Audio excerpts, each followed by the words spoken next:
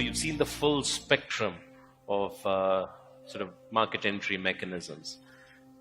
Do you want to reflect on that and say, how you might want to think about going overseas? When do you look at opportunities, and when do you bet the farm, the choices that are inherent there? I think we all need to have a sense of pride in what we do. We should not go overseas if we are going to disgrace our image, both corporate image that we represent or the country's image. The good thing about going overseas, either through an acquisition or through yourself, is that it gives you the opportunity to compete in a more competitive marketplace. One may think, why would you want to be in the UK with a car company? To have access to technologies and things that you can actually reversely bring here is a great plus. And if you blur the issue of boundaries, color of skin, culture, and so on, and can merge this into one strong entity, then you've got to assume that over time, good things are going to most likely happen. In pursuit of systemic excellence, does it curb individual genius somewhere? Because being so big on innovation, you need a spark of genius here and there. So, systemic excellence definitely makes friction-free function, but at the same time it could become too sedate and there's no spark of genius. So how do you manage between this pursuit of excellence and efficiency versus individual genius? I think innovation has to be the environment that you create around yourself. If I might mention companies, Apple was innovative when Steve Jobs first did it, but the board pushed him out because he was considered a failure and he was fired. And then the company brought him back as CEO when it was almost bankrupt some years later, and he built what today is probably the most valuable company in the world.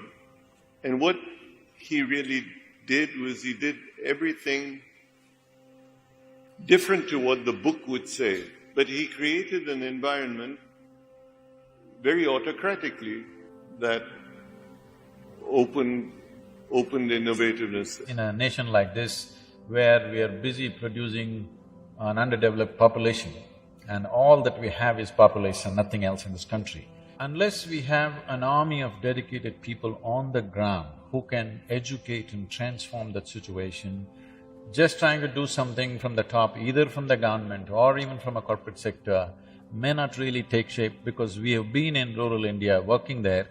Today, in all other terms, if you go into the village today, there's electricity, there's a borewell, they have an internet kiosk, everybody has cell phones, but their nourishment value has gone down because they don't have the mentality to use their money to go and buy the necessary foodstuff. So to bring back that culture of nourishment, there's many ways it can be done. To bring back those vegetables, fruits into people's lives, we have taken steps.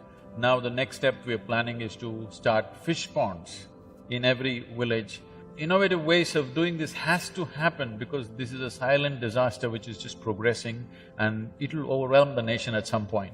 The worst thing you can do for the country is to give everybody a sense of dependability on an outside force, be it the government, be it a private party, be it a public-private partnership. You have to create sustainability that is self-generated. If we have to create an environment of innovation, maybe that innovation comes not necessarily just in the nutritive thing, but how to create prosperity that is sustainable in a community, to create prosperity in the village. Fisheries or fish ponds or creating livelihood in terms of produce, etc. We're not addressing those issues adequately in the country. And many of them are, as you say, things that can easily be done. And if the nutritive value of what we eat has diminished over time, it's because we have allowed it to diminish and we have not been innovative in terms of addressing this. Is this beginning to perhaps influence the priorities of the trusts that you chair in any way, moving some of the grant making into some of these newer issues? As a trust, or as a foundation, we have been helping communities in a variety of ways, or helping individuals in a variety of ways. But we have ignored the fact that what we're doing may not be sustainable. And if we want to take what we're giving to one NGO or one rural group and replicate it in another, you can't pull out, because when you pull out, that NGO collapses, that community collapses, then you've done something wrong. You built a dependency. You have created a complacency factor that money flow is going to come, be it from the government, be it from a trust, be it from a company. And the company or the trust has failed in not providing something that makes that community stronger, makes it more productive, gives it a sense of wanting to do something for itself, creates pride in what it stands for. And perhaps we have to change what we are doing to be idea givers rather than money givers.